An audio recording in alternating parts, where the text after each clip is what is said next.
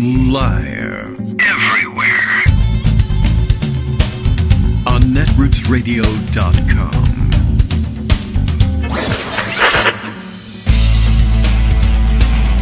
David Waldman. Kagro. In the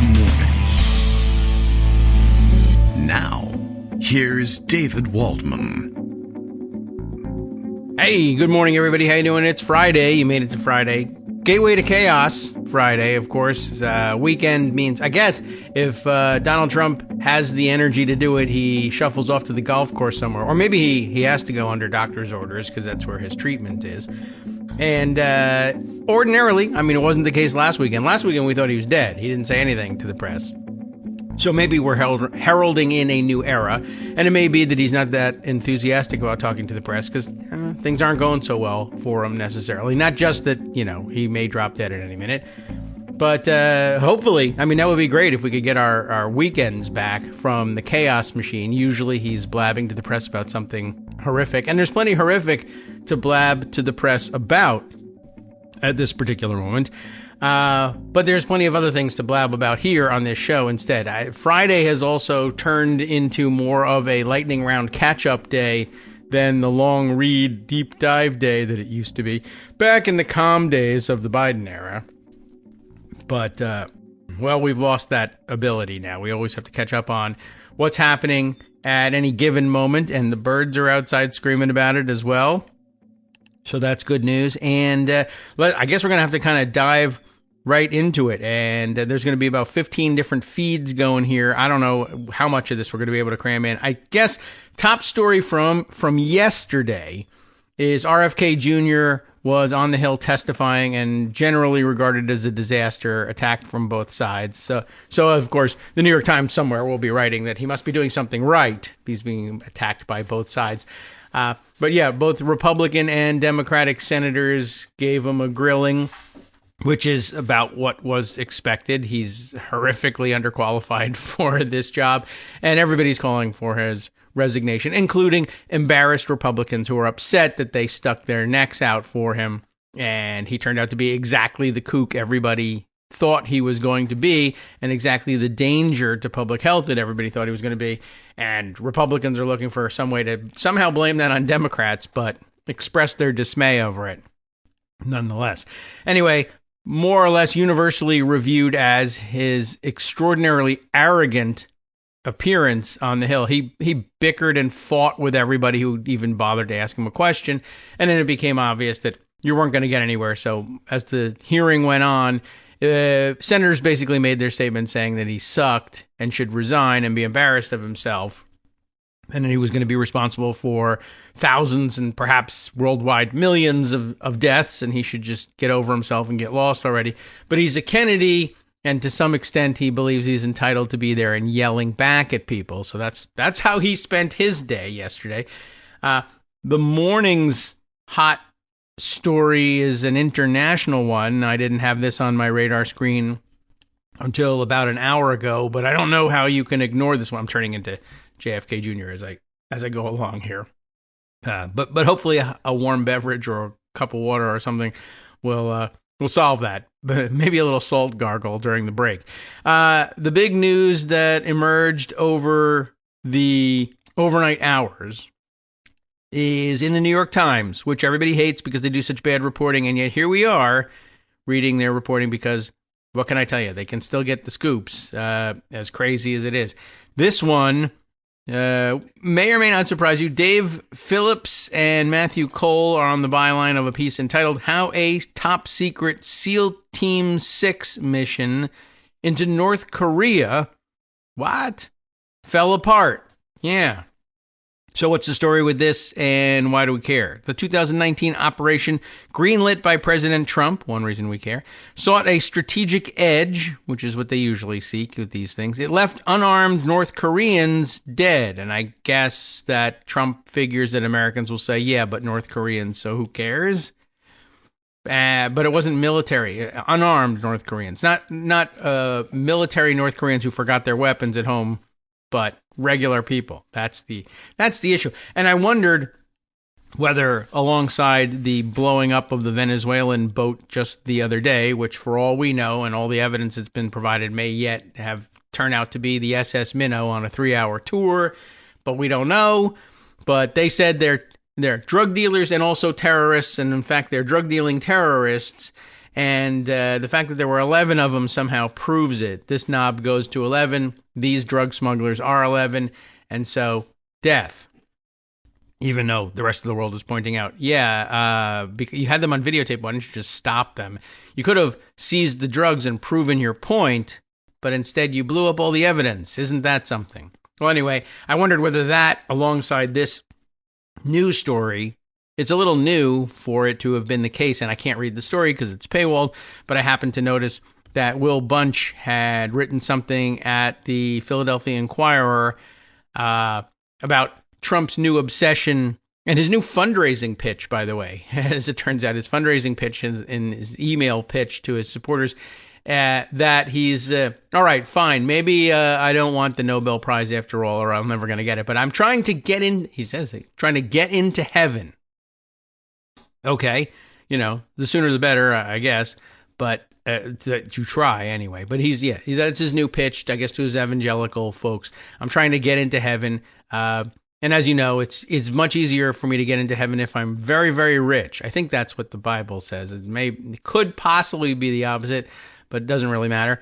Anyway, so now send me money, I guess, so I can get into heaven. I'm not certain how the pitch works. But anyway, Trump won't get to heaven if he keeps murdering people on boats, says Will Bunch. Except I can't tell whether it is just a reaction to the Venezuela story or a side-by-side with this North Korea story. Except, well, you'd have an easier time of telling, I suppose, if I told you the North Korea story. So that's what I'll let Dave Phillips and Matthew Cole do. A group of Navy SEALs emerged from the ink black ocean. We're going to get a flowery description of this raid. The ink black ocean on a winter night in early 2019 and crept to a rocky shore in North Korea. They were on a top secret mission so complex and consequential that everything had to go exactly right. So it immediately went wrong. So there you have it. The objective was to plant an electronic device that would let the United States intercept the communications of North Korea's reclusive leader, Kim Jong-un, amid high-level nuclear talks with President Trump. Now, remember, they're writing each other love letters at this point and are coming close to reconciliation. They're having talks, but Trump is, I don't know, whatever. He's seeking an edge, which I can understand, through espionage and intercepting his electronic communications, but I don't know how high stakes this really had to be. Did they need to do it? I'm sure they had a black hole when it came to intelligence on North Korea, and you want to fill in the blanks where you can. But maybe this wasn't the right way to do it. Maybe Donald Trump didn't know how to weigh the risks versus the rewards properly.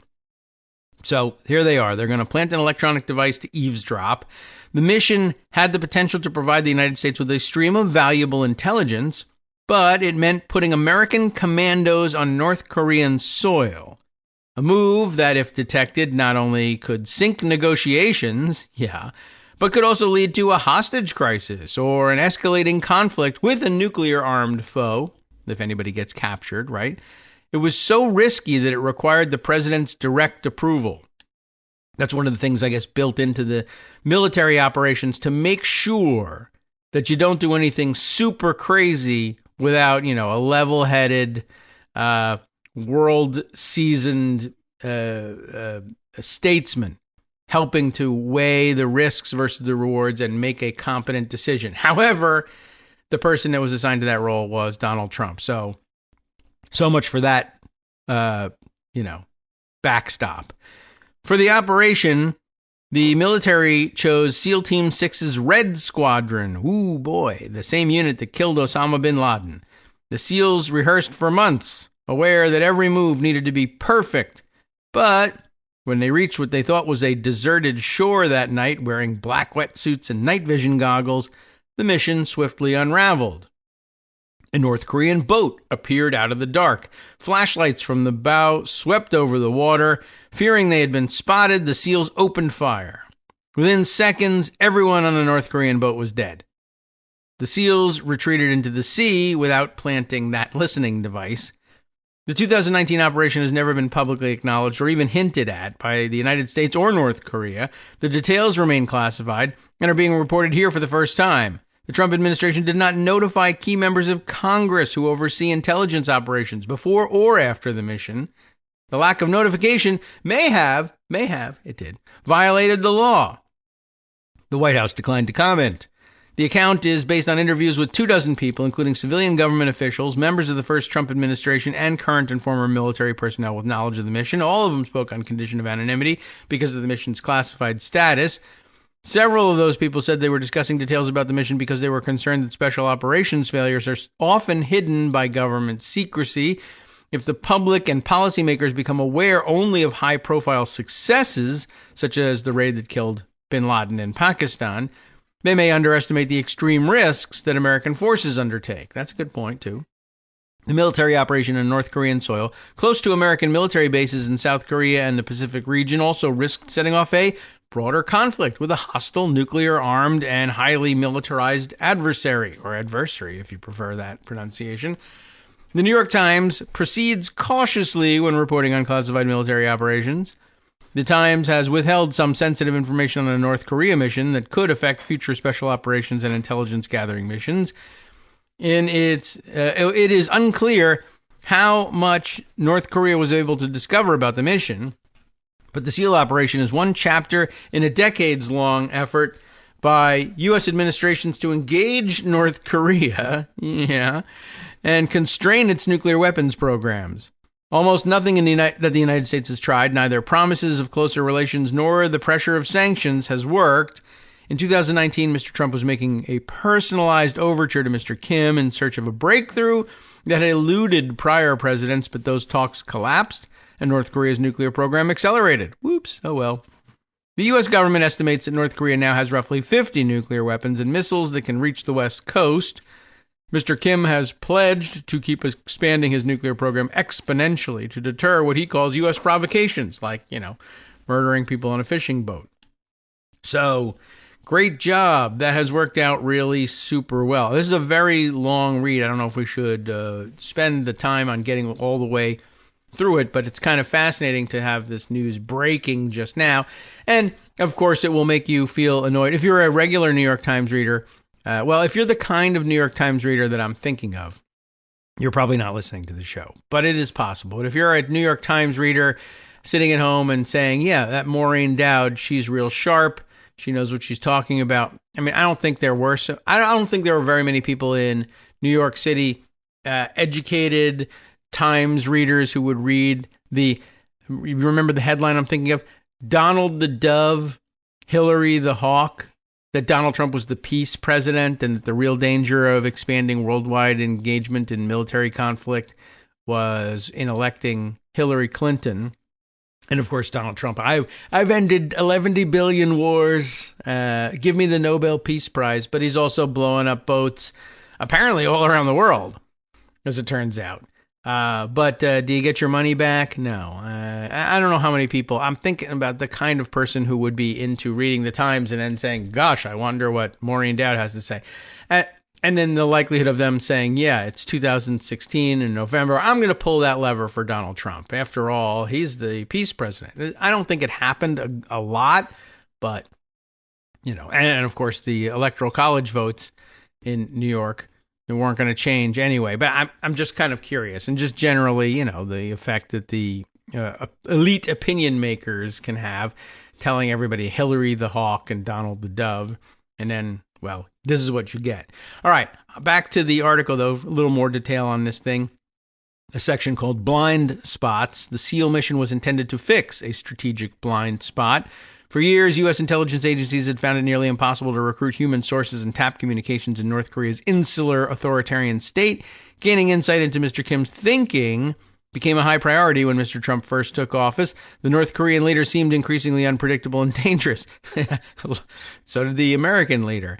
And his relationship with Mr. Trump, that equally unpredictable and dangerous American leader, had lurched erratically between letters of friendship and public threats of nuclear war. What a combination. Each one of them. It's, you can't tell who got whose chocolate into whose peanut butter here. It's two erratic, unpredictable, and dangerous people trying to settle a nuclear confrontation. It probably wasn't going to work out. In 2018, relations seemed to be moving toward peace. Allegedly, North Korea suspended nuclear and missile tests, and the two countries opened negotiations, but the United States still had little insight into Mr. Kim's intentions. And that's really the purpose of the talks, of course, try and get some insight. A little espionage never hurt, except if you're landing boots on the ground in a hostile territory and then kill everybody you encounter. Amid the uncertainty, U.S. intelligence agencies revealed to the White House that they had a fix for the intelligence problem, a newly developed electronic device that could intercept Mr. Kim's communications. The catch was that someone had to sneak in and plant it, that's a hell of a catch. That's worse than the catch-22. We have a way of eavesdropping on his conversations in order to get insight into what he's thinking. What is that way? Standing outside his door. Well, okay, we can't do that. Well, all right, leaving a microphone outside his door. All right, but again, you're talking about infiltrating North Korea, right? Yeah. It's an interesting fix to the problem. It's a direct fix, I guess. But, I don't know what to tell you. Can I be the director of the CIA? Well, we're having real difficulty getting insight into how Putin is thinking. Why don't we break into Putin's house and put a microphone in there? Why don't you? Sure, go ahead and do that. While you're at it, bring home a pizza. Holy cow, what a plan. Well, that's what the CIA is in the business of, I guess, according to all the books about the CIA. That is to say, the fiction books about the CIA. All right. The job was given to SEAL Team 6 in 2018. Military officials said even for Team 6, the mission would be extraordinarily difficult. SEALs who were more used to quick raids in places like Afghanistan and Iraq would have to survive for hours in frigid seas, slip past security forces on land, perform a precise technical installation, and then get out undetected. Getting out undetected was vital. In Mr. Trump's first term, top leaders in the Pentagon believed that even a small military action against North Korea could provoke catastrophic retaliation from an adversary with roughly 8,000 artillery pieces and rocket launchers aimed at approximately 28,000 American troops in South Korea and nuclear-capable missiles that could reach the United States. Yeah. Which, by the way, previous president, it's not like the CIA couldn't say, you know what would be great? How about planting a listening device in North Korea? They, probably have had that dream for a long time. But when you bring that to the president, different presidents every once in a while, and the exercise here is every other president has said, yeah, but one, I don't know how much we're going to really get out of that listening device. Maybe we get some good stuff, maybe not. But I think we have pretty reasonable insight into their capabilities, if not his thinking. It would be nice to get. But what you're talking about is an operation that, is a coin toss to start a nuclear war. So ultimately, just no. And presumably everybody running up to, even George Washington said no to this. But all the modern era presidents presumably said, on balance, no, that's not a great idea. But not Donald Trump. He said, frying everybody on the West Coast in an instant. If I get an advantage in my deals, in my negotiations, the greatest negotiator in the world, I need a little edge. Maybe we'll risk a little nuclear war to help out with that. That seems surprising, I guess. But the SEALs believed they could pull off the mission because they had done something like it before. Do we want to know what it was? Okay, well, I'll tell you. In 2005, SEALs had used a mini-sub to go ashore in North Korea and leave unnoticed, according to people familiar with the mission. The 2005 operation carried out during the presidency of George W. Bush, the other real winner we had running up to Trump, has never been reported publicly before. The SEALs were proposing to do it again. No discussion of why they did it, maybe just to see if they could. I don't know. Maybe a little bit of extra explanation coming up here if I'm scanning right. The SEALs were proposing to do it again. In the fall of 2018, while the high-level talks with North Korea were underway, Joint Special Operations Command, which oversees Team 6, received approval from Trump to start preparing. It is unclear whether Trump's intent was to gain an immediate advantage during negotiations or if the focus was broader. I'm sure it was immediate. Give me something right away. Hurry up. The plan called for the Navy to sneak a nuclear-powered submarine, nearly 2 football fields long, into the waters off North Korea and then deploy a small team of SEALs and 2 mini-subs, each about the size of a killer whale that would motor silently to the shore. The mini-subs were wet subs, which meant the SEALs would ride immersed in 40-degree ocean water for about 2 hours to reach the shore, using scuba gear and heated suits to survive. That's, interesting and sophisticated. Near the beach, the mini-subs would release a group of about 8 SEALs who would swim to the target, install the device, and then slip back into the sea. But the team faced a serious limitation. It would be going in almost blind. That's where I say, yeah, forget it. Don't do it. Typically, Special Operations Forces have drones overhead during a mission, streaming high-definition video of the target, which SEALs on the ground and senior leaders in far-off command centers can use to direct the strike in real time. Often they can even listen in on enemy communications. But in North Korea, any drone would be spotted. The mission would have to rely on satellites in orbit and high-altitude spy planes in international airspace miles away. They could provide only relatively low-definition still images, officials said. Those images would not arrive in real time, but after a delay of several minutes at best, and even then they could not be relayed to the mini-subs because the single encrypted transmission might give the mission away. Everything had to be done under a near blackout of communications. If anything awaited the SEALs on shore, they might not know it until it was too late. And guess what? That's what happened. Like I said, it's a very long read, and I'm going to recommend to you that you take a look at it over the weekend. You're probably going to be interested in doing so. There's far too much to hang up on this. I mean, suffice to say, basically, in order to gain an advantage, the Times won't draw a conclusion, but I think we can, that he was looking for an immediate advantage in negotiations with North Korea, whether it happened during the summit necessarily or not. But, if the question is, was it long-term or short-term planning by Donald Trump, the answer is always short-term planning. Now, he's got a long-term plan. His long-term plan is about revenge on people that he hates. But, so he remembers his grudges, but he doesn't plan long-term, not for stuff like this. I don't think. But that's the exciting news of the day, is that that's exactly how reckless he is. And I guess you should look at it alongside the Venezuela story, which, that too we could dive into. There are details available, but how much more do you need to know other than that? The claim is that because there were 11 people on board. I read this one last night, and I don't know if I even set the article aside, but I do have a couple of, I'm pretty sure I have something parked about it, and we can refer to it and give you something to read if you haven't over the weekend. But that their decision to go ahead and take out this boat it's really been rather amazing, up to and including the fact that I guess the Pentagon delayed in the day or so following the strike by saying, we're still working on, essentially, coming up with a reason why the strike against this boat was legally justified. And, it was well put. Somebody on Blue Sky, and I'll scroll around and probably have to take the break in order to find out exactly who it was and credit it properly. But basically the story was, listen, if you are scrambling around afterwards to try to figure out what was the legal justification for your strike, newsflash, it probably means there was no legal justification for your strike and the strike was illegal. I mean, that's what it comes down to. But the justifications that were being offered, here it is. And it was Pwn All the Things who says, so fun fact, if you are looking for a legal authority to tell the public your strike was conducted under a few days after you did the strike, then the strike was just illegal.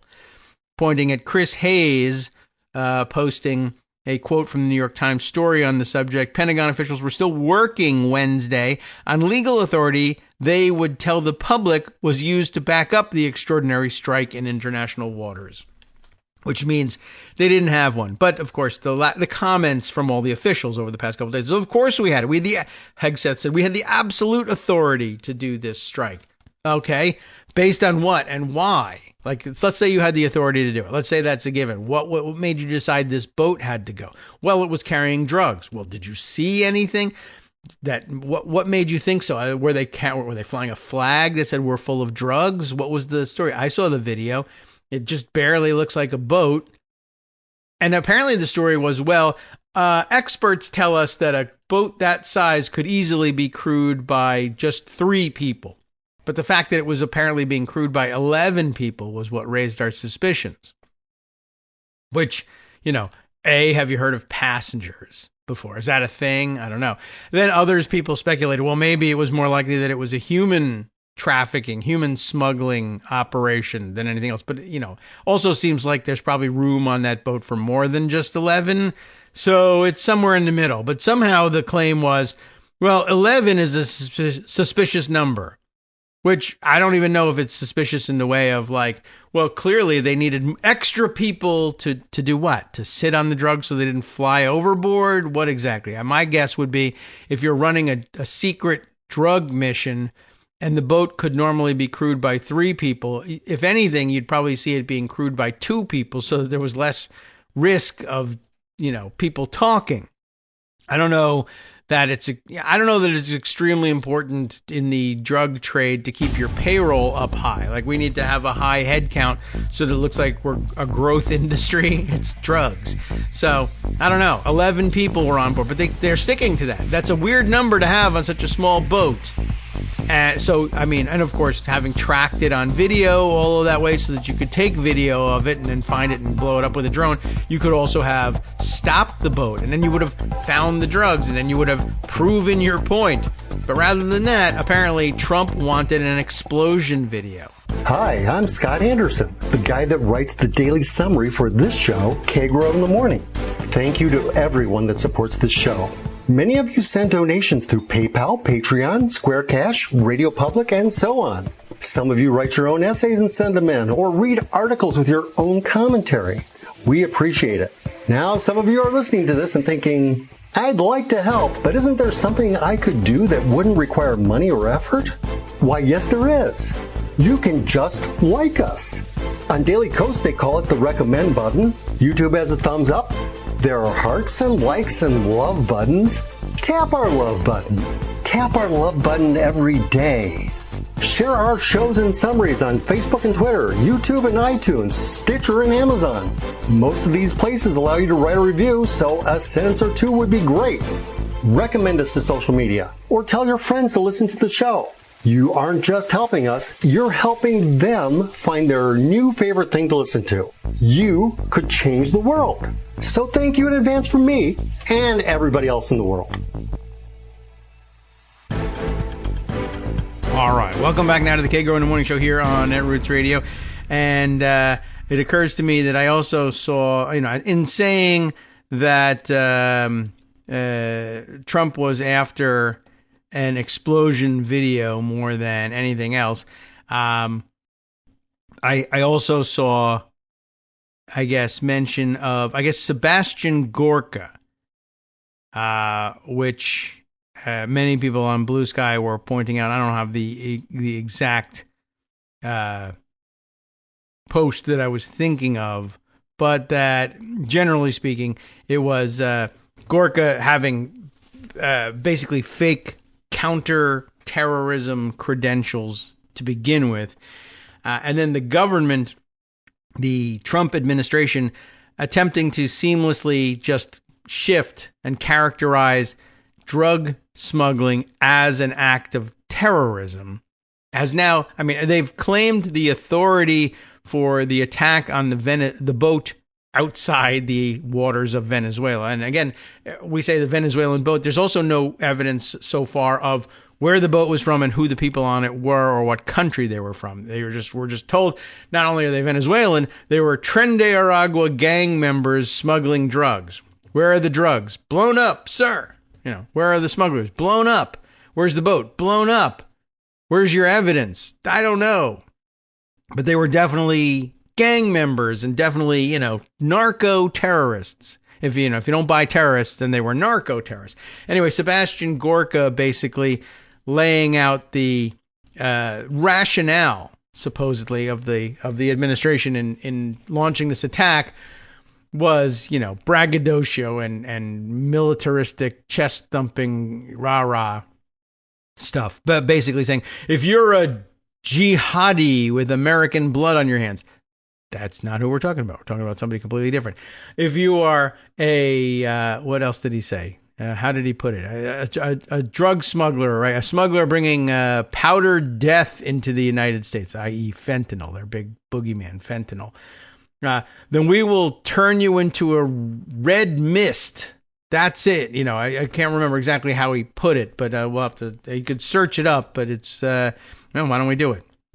It was pretty dumb. So in other words, we'll liquidate you. We'll blow you up with such force that all that's left of you is, as he says, a red mist. Real gross. Of course, he has to be like that. But, what can I do? What can I tell you? This is the kind of people that we're dealing with here. How come? Doesn't it's weird. I'm searching on Google and it doesn't offer me like a news setting, which seems odd. But at any rate, all right. Well, gosh, now I'll have to go and search for that thing because it is such an outrageous statement that maybe you just need to see it to believe that it was made. But, probably not from this administration. You could probably buy it without too much effort. But, that's what we like to do. Try to give you the linkage here.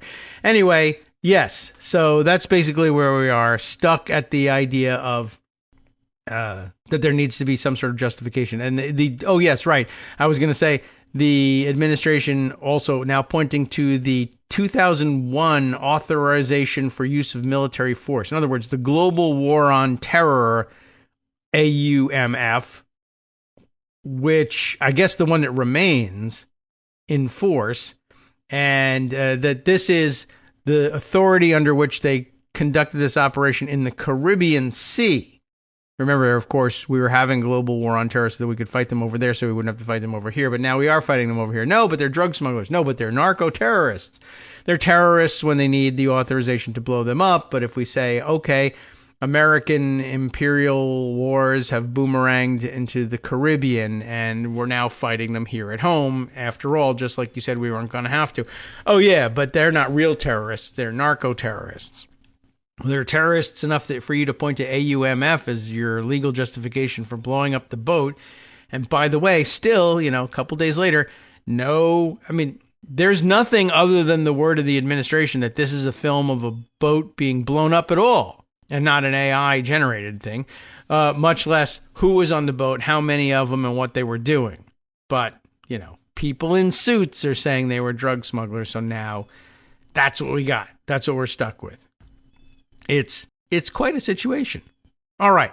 There's a million other things to get to, including, all right, let's see, other dumb small bore stuff that we can just sort of mention because I parked it here as a reminder. Don't need to read you the article necessarily. But there is one. Trump has now memorialized in one of his fake executive orders his old line about, you remember the one of my favorite Trump slips when he was introducing somebody at some rally or something, and the guy's name was either CJ or DJ. I can't remember which one it was. Neither could he, and he said the other one. And then he realized that he was wrong, and instead of saying, and so, our good friend DJ here, pardon me, it's CJ, whatever the guy's name was, but he pulled his move of it. And here is our good friend DJ or CJ, or no, not or. Sorry, I'm sorry. Or would at least give you the opening to say, or what I meant was CJ. He said, and CJ. You remember that? This is DJ and CJ. I asked him, what do you want me to call you? He said, you can call me either one. You remember that famous cover-up? Now that's been memorialized in an executive order, but on a different subject at the very least.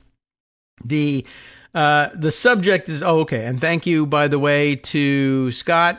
Thank you very much, and you get your sound effect now. Everybody knows that Scott, thank you, has sent me the Gorka quote. Aaron Rupar has a version of it here, and here's the quote. Gorka, we will find you and we will kill you. It's we. Is it Art of War as his license plate? So he's driving around with SEAL Team 6 all knows Gorka. They all hang out together. We will find you and we will kill you. If you're a jihadi with American blood on your hand, if you're a cartel member bringing powdered death into America, you have declared war on us and we will turn you into red mist. It is that simple. So chest thumping, probably added another 10 pounds to the bench press, and woo-wee. Can't wait. But Sebastian Gorka, fake counter-terrorist. And one, his credentials are fake, as people have pointed out. And two, it's not a counter-terrorist operation. The only reason you're on anybody's asking you any questions, and who knows, maybe no one was asking, he's just standing out there giving a statement, is that the administration was saying, well, we killed them because they're terrorists. They're not. Everybody knows that. Well, narco-terrorists, that's a thing. Yeah, but it's not the boat guys that most people are thinking of as narco-terrorists. But all right, you just think the entire drug operation is terrorism. It isn't, and he's not a counterterrorism expert. But let's put it all together anyway and quote that guy on this. All right. So the other thing that Trump was doing, memorializing his mistakes in executive orders, Trump to sign order renaming the Defense Department as the Department of War, which, of course, it used to be up through just after World War II, until they realized, hey, that's kind of anachronistic. It's kind of dumb. We don't necessarily want to make it a Department of Peace, but the nature of the use of armed forces, we're hoping, after this second worldwide war, will change just a little bit. And the rationale for it, nothing. I believe if we bother to read through the entirety of the article, that might even be in here, but I think I saw last night that Trump was saying basically, well, we had an incredible, well, it's probably in the article, incredible winning record when it was the Department of War, but then they changed it to the Department of Defense, and maybe not so good. Why? Because we had what do Trumpy people say about Vietnam? Do they think we lost Vietnam? For the longest time it was, well, we didn't lose Vietnam, but we certainly lost our support for it domestically, and our people, even famously in what is it, A Fish Called Wanda, Kevin Kline's line, it was a tie, something like that. But I could see the Trump people being like, no, that was just, it was a loss, but only because American leadership wasn't strong like me. I would have won that war. I would have ended that war so quickly in 24 hours. While avoiding it with bone spurs. Anyway, Trump to sign order renaming the Defense Department Department of War. The president is turning back the clock to the name the agency held until shortly after World War II. Erica L. Green is the reporter. Here's the basics of it. He's signing an executive order on Friday claiming, I should say purporting to, there's no qualifier here, it just says renaming. And that's one of the problems with the whole report. Is they just report, yep, he's renaming it. No, he's not.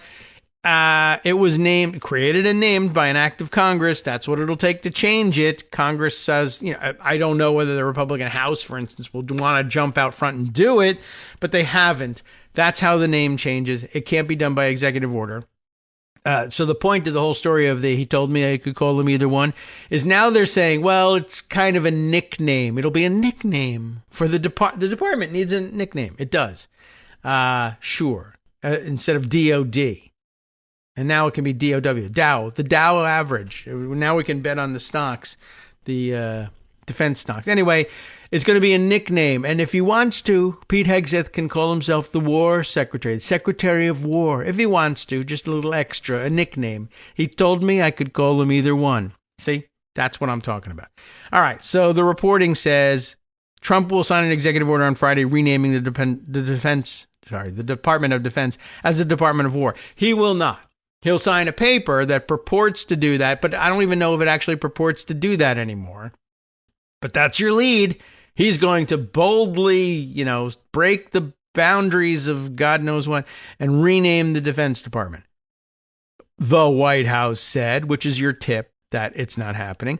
Fulfilling the president's pledge to realign the mission of the armed forces by reverting to a name used for over 150 years until shortly after World War II. I don't remember him ever pledging to do that, but I do remember, I don't remember him pledging per se, but I'm sure he was saber rattling at some point. Pete Hegseth says, we're going to go back to a warfighter mentality. Okay, maybe that would be in keeping with that, but I don't remember. Maybe there was a rally pledge somewhere along the line. But then there was also a rally pledge to end the Ukraine war in 24 hours. Very simple. I'll just do it. Putin respects me.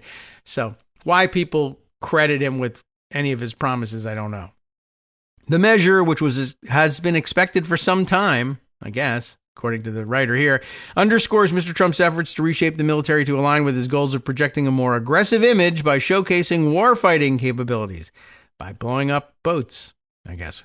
As Mr. Trump has sought to show strength rather than the, quote, wokeness that he and Secretary of Defense, still called Secretary of Defense, Pete Hegseth claim clouded the military's morale and mission under former President Biden, whereas now they're picking up trash in D.C., so that's got to help, has often referred back to the country's dominant role in global conflicts and complained that it has not been celebrated enough. Why don't you say thank you? Mr. Trump's plan to sign the executive order was first reported by Fox News. Mr. Trump first floated the idea in August in the Oval Office. So there was no pledge to rename the thing. That was just extrapolated from his generalized pledge to be really super great on the military. So great your head will spin. And then warfighter mentality comments from Hegseth. And then it's been expected for a long time. In August, he first floated the idea. That's not a long time ago. I don't know why they're trying to make this into a saga. First floated the idea in August, saying it sounded like a better name and that he believed we're going to have to go back to that. He said the name change would be a reminder of the country's record of military victories under the old name, citing World War I and World War II. So that was the real reason. I know a lot of people who thought Lend-Lease program or I don't know, what would we be crediting victory in World War, waiting a long time to intervene so that we actually got ourselves ready and up to battle strength and entered into the war only in Europe, only after 3 years of attrition among the European powers. It's a good plan. Don't get me wrong, but yeah, it was, as it turns out, all that is stupid. It was really just the name of the department. So anyway, history class dismisses early. You guys can go out and, buy Bitcoin or something instead. Great. We had an unbelievable history of victory when it was Department of War, Mr. Trump said. Defense is too defensive. Ooh, good. And we want to be defensive, but we also want to be offensive, and you are, too, if we have to be. The month before Mr. Trump floated the idea, he referred to Mr. Hegseth as his Secretary of War. And so that's it. Oh, you've made a mistake, sir. It's not the War Department anymore. It's the Department of Defense. All right, well, change it so that I'm right again. The Department of War was established by Congress under President George Washington in 1789, just months after the Constitution was ratified. The department oversaw the new nation's military forces. I guess that was helpful. You needed to know what the Department of War was doing. The name held for 150 years, during which the United States fought wars against Britain. By the way, not do that great in the second war against Britain, but, incredible record of victory. Spain, Mexico, and in the Philippines, as well as the Civil War and wars against Native Americans. By the way, lots of statues and portraits being put up to the guys who lost that war for some strange reason. We had an incredible record of victory, but we only put up statues of the losers. I don't know. President Harry S. Truman changed the agency's name as part of the National Security Act he signed in 1947. By the way, editors note they put a period after the S in Harry S. Truman, which I think is a mistake, actually, because it's not, abbreviating anything. But okay. So he changed the name with the National Security Act in 1947, which merged the Navy and War Departments and a newly independent Air Force into a single organization called the National Military Establishment that operated under a civilian Secretary of Defense who also oversaw the Joint Chiefs of Staff. 2 years later, Congress amended the National Security Act, and the National Military Establishment was renamed the Defense Department. There's a little moment in there where they were the Washington football team, I guess, and then became the Defense Department. Mr. Hegseth has repeatedly teased rebranding the Pentagon with a new name, most recently telling Fox and Friends, the Pentagon, interesting, telling Fox and Friends on Wednesday, we won World War I and World War II, not with the Department of Defense, but with the Department of War. In March, Mr. Hegseth even polled his followers on X on a name change. And that's a good way of doing things. All right. After that, there was some reaction. Does anybody care? They talked to Andy Kim, who probably thought it was dumb. They talked to Rick Scott, who probably thought it was awesome.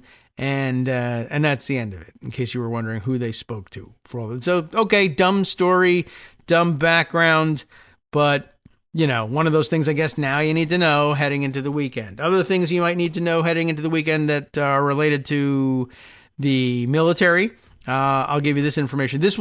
I noticed this story in Justice Putnam's roundup or preview of his West Coast Cookbook and Speakeasy from yesterday, and I did not know this story, and I didn't get a chance to read it as preview before we had to jump off the air and make way for his show.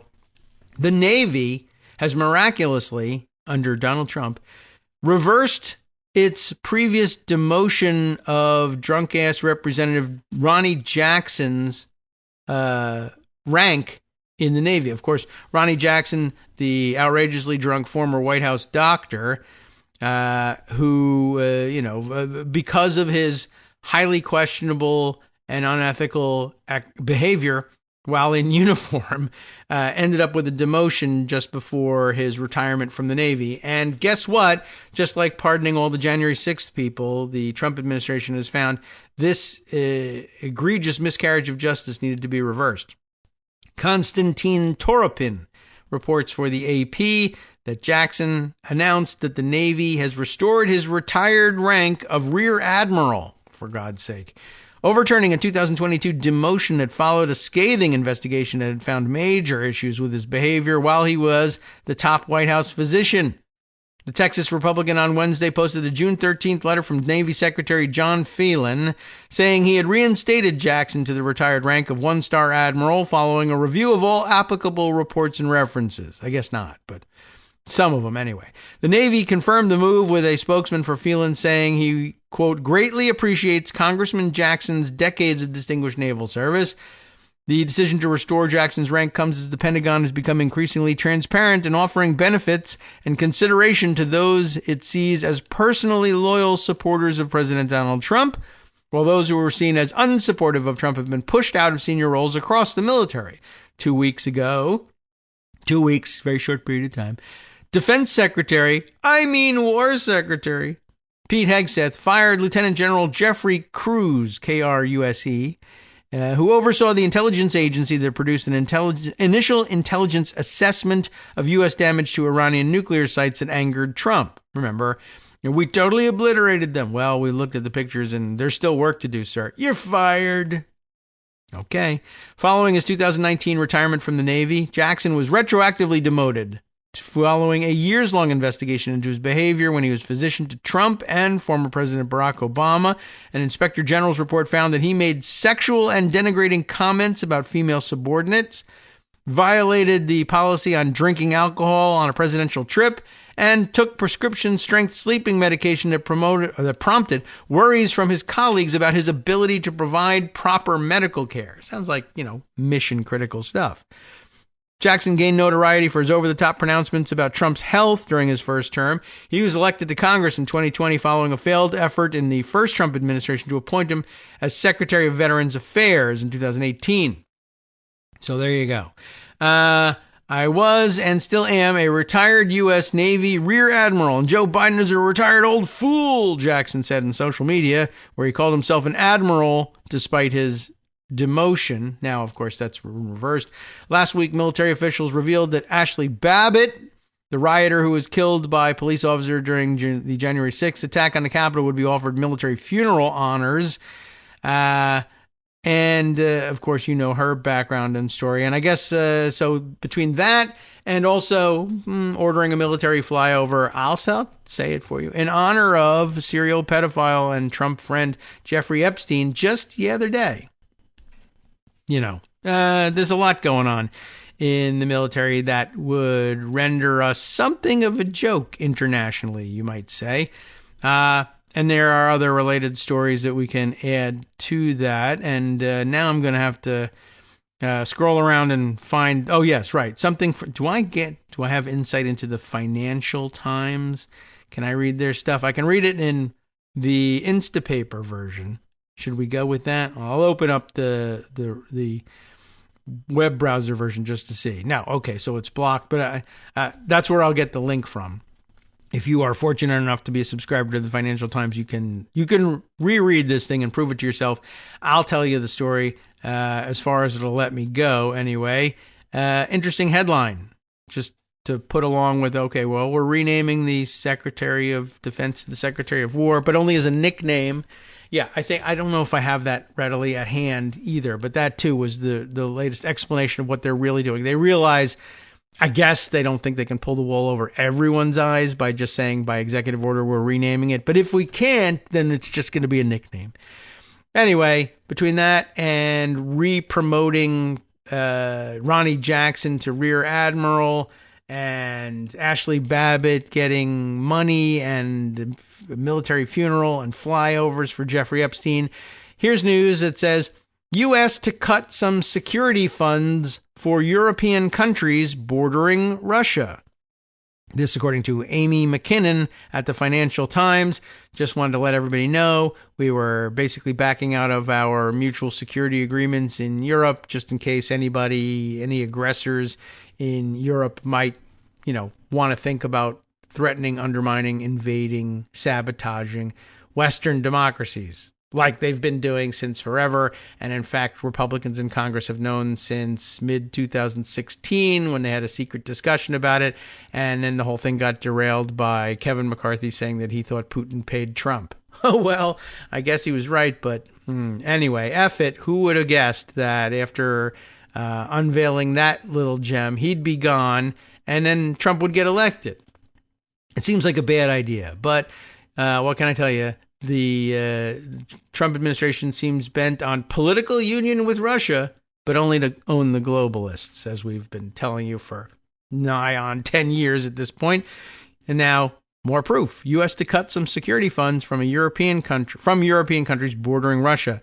The story is the U.S. is to phase out security assistance programs for European armies along Russia's border, important ones, as it pushes the continent to pay for more of its own defense. Pentagon officials last week informed European diplomats that the U.S. would no longer fund programs that train and equip militaries in Eastern European countries that would be on the front line of any conflict with Russia, people familiar with the matter said. Spending for the Pentagon program, which falls under an authority known as Section 333, easy to remember, must be agreed by the U.S. Congress, but the Trump administration has not requested more money. Funds already approved will be available until the end of September 2026. A White House official said the move aligned with President Donald Trump's efforts to, quote, reevaluate and realign foreign aid and corresponded with an executive order, oh boy, that he issued during his first day in office. This action has been coordinated with European countries in line with the executive order and the president's longstanding emphasis on ensuring Europe takes more responsibility for its own defense, the official said. Under pressure from Trump, U.S. NATO allies in June agreed to increase their defense spending to 5% of GDP. Winding down the Section 333 funding would affect a program with a worldwide budget of more than $1 billion, according to estimates from Senate aides, potentially cutting hundreds of millions of dollars the U.S. sends to the Russian border countries. The Pentagon has not informed lawmakers of the exact amount that will be phased out. The program allocated $1.6 billion in Europe between 2018 and 2022, roughly 29% of the global 333 spending, according to U.S. Government Accountability Office. Key recipients included Estonia, Latvia, and Lithuania. Officials from dozens of European embassies in Washington, including from countries that do not receive the assistance, attended a meeting where the Pentagon officials told them about the cuts. The move appeared intended to encourage wealthier European countries to pay for more of the frontline states' security assistance, one European official said. European governments were startled by the communication and are trying to get further details from Washington, according to two diplomats briefed on the discussions. European officials are also trying to understand whether domestic funding can fill the gaps or whether the cuts will have an impact on critical elements of European security. Could be worth finding out, don't you think? If they are being brutal, then it will have big implications, said one of the diplomats, adding that NATO would definitely be affected as some of the funding was routed through the alliance. It's causing a lot of concern and uncertainty, said the second diplomat, comparing it with Trump's earlier decision to slash U.S. international aid. Senator Jeanne Shaheen, top Democrat on the Senate's Foreign Relations Committee, described the cuts as a misguided move that sends exactly the wrong signal as we try to force Putin to the negotiating table and deter Russian aggression. The U.S.'s separate foreign military financing program, which provides funding to countries to buy big-ticket items such as fighter jets, ships, and tanks from us, is not affected by the most recent decision, according to a person familiar with the matter. The cuts also come as the Pentagon policy chief Elbridge Colby seeks to shift U.S. defense resources to the Indo-Pacific to boost deterrence and reduce the odds of a conflict with China over Taiwan. All right, so you get the idea. They're going to be cutting funding to the frontline countries that border Russia that would be rolled over first in any expanded Russian aggression. Which, that is something he has been signaling for a long time. That's true. It doesn't make it any better, but he has at least been signaling that thing for quite some time. And I would have to agree with the assertion that he's been signaling it, at least, if not the sentiment behind it. Definitely not the sentiment behind it.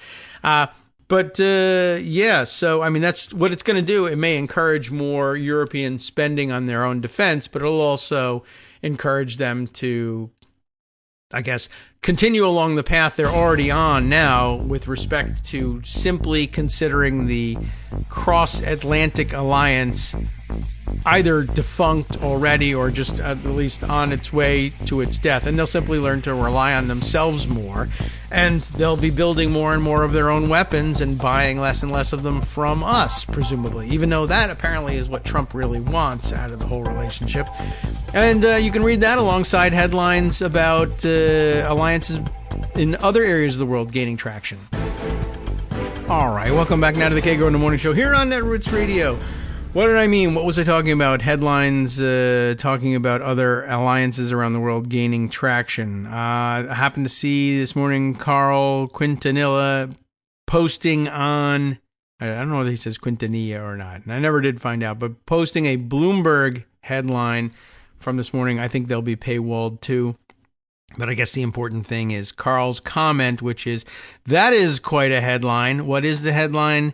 It is Bloomberg's, it's in the business section for whatever reason, accompanied with a photo of a large group of people in suits who are presumed to be world leaders, some of whom are identifiable immediately, including President Xi Jinping of China and Vladimir Putin of Russia, but also Kim Jong-un, identifiable in the photo here. The headline that he's talking about, Xi unites world leaders sick of being pushed around by Trump. Who would have guessed, right? Amazing. Let's see. I think I can at least click through to the link in Bloomberg, even if I can't read the story. But this is quite a collection of, quite an international collection here. But yeah, I guess we can't read the story this way, but I suppose we could try to, well, if I try to Instapaper it, one of the things I'm finding is that I then have to close Instapaper and reopen it in order to actually download the latest things marked for it. But let's see if we can read any of the article itself. Xi, Putin, and Modi was there too, from India. Rare show of unity holds the potential for deeper economic shifts beyond the photo ops. This is an economic cooperation, not necessarily military, but then when you get to one of the chief drivers of national economies, weapons sales, then spill over into military cooperation as well. Where Donald Trump is hard to beat when it comes to stealing the global spotlight, Xi Jinping proved this week he can also put on a good show. In memorable scenes reminiscent of a family reunion, the Chinese leader embraced and riffed with some of the world's preeminent strongmen, including an impromptu conversation with Russia's Vladimir Putin and North Korea's Kim Jong-un about organ transplants and immortality. That sounds super exciting, and I really don't want to hear too much more about that. But, well, I do, but it doesn't make a difference because it's not available to us. So this is a conference of international strongmen. I'm sure they would like to be put that way. Who else is identifiable in this? Does it say? Nothing in the caption, although I'm seeing people that I think I recognize, but I'm not going to risk I certainly don't remember their names, but is this guy like one of the Belarus leaders or Turkmenistan, one of the former, they're not close to each other, but former Soviet republics that, I don't know. I think I've seen the guy's picture, but he's a rather thick-necked fellow. So anyway, it's just interesting. I'm curious what Donald Trump's reaction is to finding out, if he ever finds out. I don't know if anybody's going to tell him about this one. This was a gathering of international strongmen without him. Now, and not only without him, but to talk about how to, they're sick of this guy. I hate this guy. But basically, he's not being included in the International Club of International Strongmen, and B, being singled out by now he may take that as a sign of strength. All the world's strongmen have to team up to take me on, as opposed to, we hate this nerd. He thinks he's one of us, but he's really not. How can we get rid of him? You might find that interesting, let's say, alongside all of the other exercises that are designed to make him look like one of the International Strongmen Club, like blowing up boats. Okay. Let's see. What else do we have? This is a complicated day trying to pick up on the various stories that need quick hits. Here's one. This is an interesting one. I don't know what to do with this one. What do I make of this? You might guess my confusion might give it away. And if not, the next hint is, do we agree with James O'Keefe? Ever? One time? Is that even okay? I don't know. If you don't know why I'm asking, here's the answer, and it comes from HuffPost. Arthur Delaney, in particular. I think we all know Arthur. He's been there quite a while at HuffPost. In undercover video, James O'Keefe special, staffer claims DOJ will hide Republican names in Epstein files. This gives away the game a little bit in this headline, but there's a lot going on, as you can tell. The Justice Department confirmed the video, but said the staffer wasn't speaking based on knowledge from his job. Just knowledge from his what, then? Wasn't knowledge of any kind? I don't know. This is rather amazing that this still goes on. But O'Keefe has a formula, and it's, kept him afloat for a long time, and he continues on with it. A staffer in the Justice Department said in a secretly recorded video that the department would redact any Republican names from its investigative files on the late sexual predator Jeffrey Epstein. I mean, I think we all assumed that they were going to, so it's a little startling to see somebody just blurt it out. And it's a little startling to see that they're blurting it out in a videotaped scenario of the same style of attack as always from James O'Keefe. When are people going to realize? But on the other hand, this time he ensnares presumably a Republican. It's interesting. I guess James O'Keefe is just MAGA enough that he's, I guess, he's involved in a complicated series of fights with people on his own side, having been kicked out of his own Project Veritas and, various funders, and people are stabbing each other in the back on that side of the aisle all the time. But they are rolling around in money. They're able to stanch the bleeding with $100 bills on their side. But so I guess he's found himself as one of those people who are willing to break with Trump over the Epstein files. Although there's a third group in the middle there, I think represented by murdery Trader Green and the other lunatics, Nancy Mace and Lauren Boebert, in the House, who are trying to straddle the fence here. And I don't know where O'Keefe is exactly, but you'll see why I'm confused when you read the story. The administration has been funneling the Epstein files to Capitol Hill in a supposed show of transparency, but only liberals' names will remain visible, the staffer said. Is the staffer right? Probably. Do they want to acknowledge that? No, of course not. If they're released in any way, it's going to be very redacted. This is the comments that the guy makes on video. They'll redact every Republican or conservative person in those files, leave all the liberal Democratic people in those files. Joseph Schnitt, not Schmidt, not Schmid, but Schnitt, S-C-H-N-I-T-T.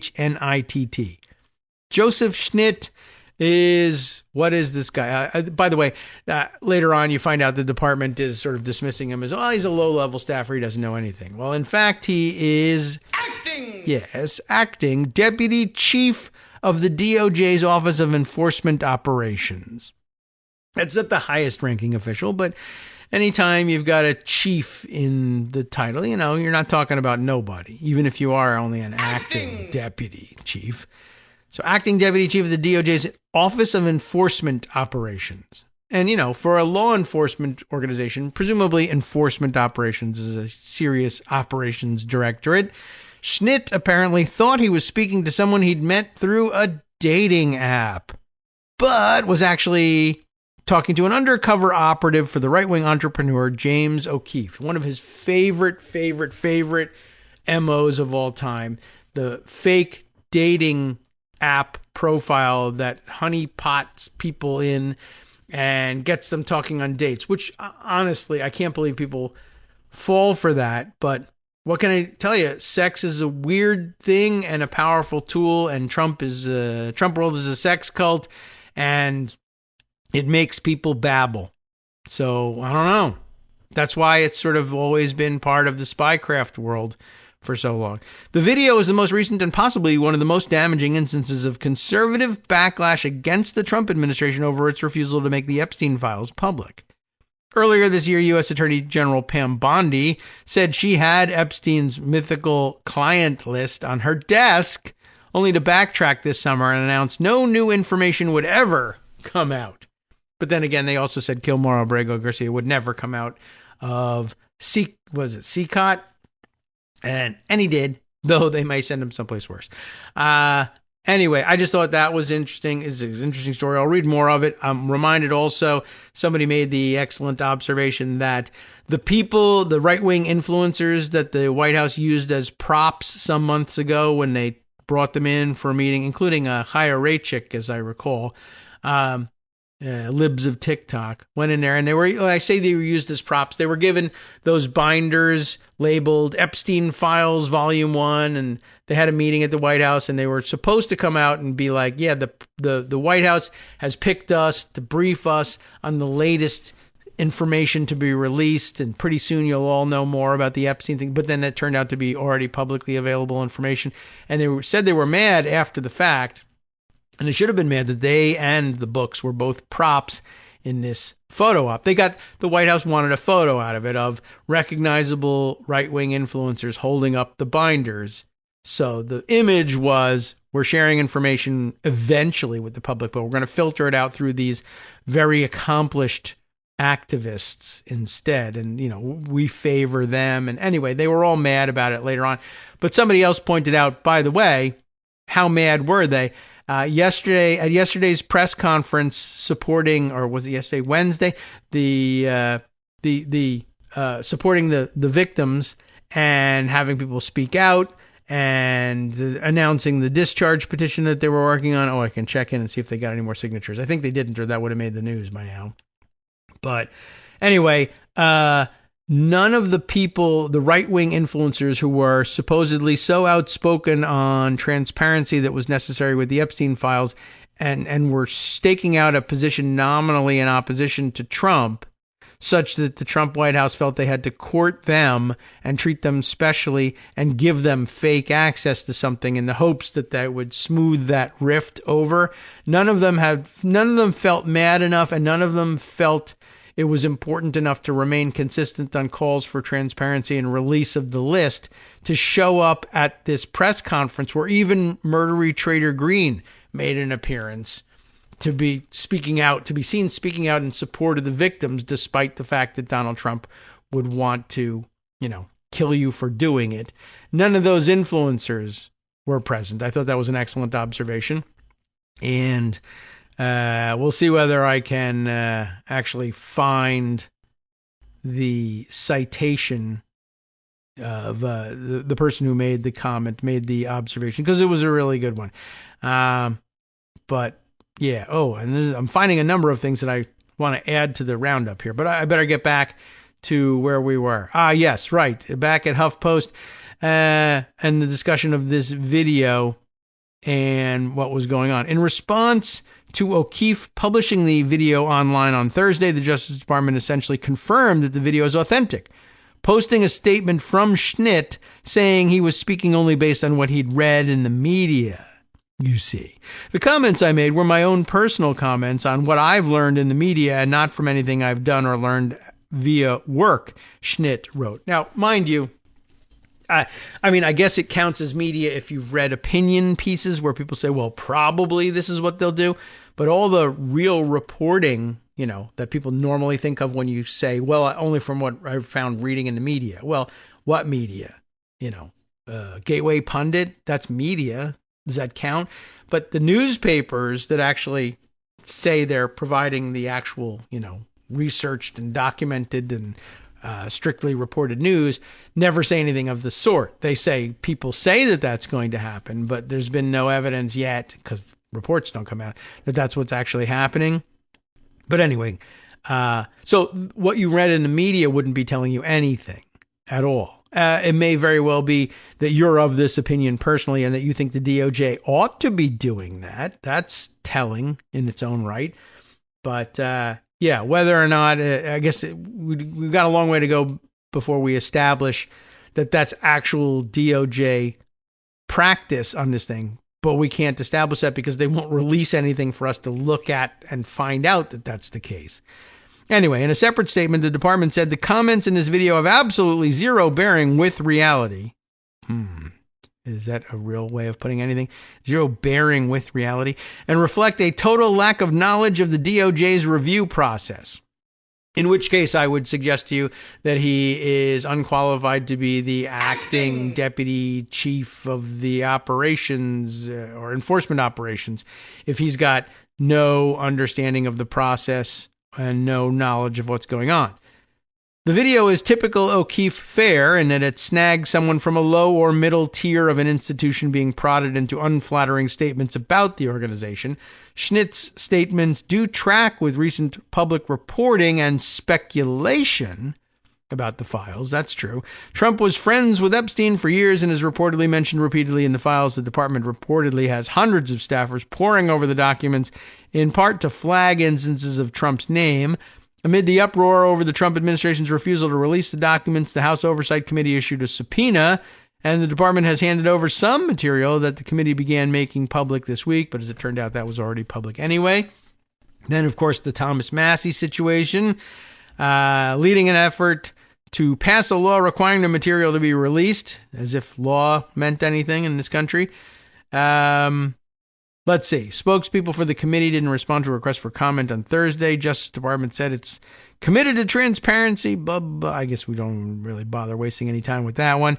In his own analysis accompanying the raw video, O'Keefe said the fact that Schnitt said the Epstein files would be redacted to favor Republicans means he, quote, probably leans Democrat. That's interesting. But he questioned the administration's backtracking on releasing the files. So that's what I was really looking for, is how will James O'Keefe reconcile this with his continued allegiance to the Republican Party?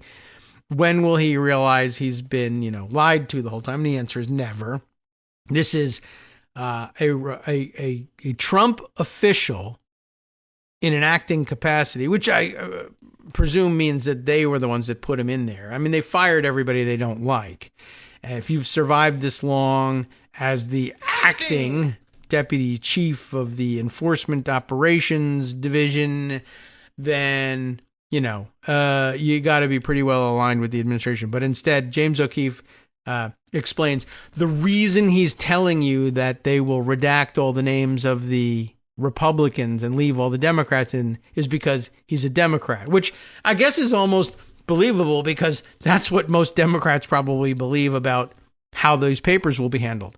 That is what I would say we mostly believe. And by the way, though, I would also add most Republicans not only believe, but expect, like, this is actually what we're entitled to. We won the election, and so we're entitled to redact the names of all the people on our side and leave all the people on the other side in the report. So, I mean, it's one of the few areas of agreement.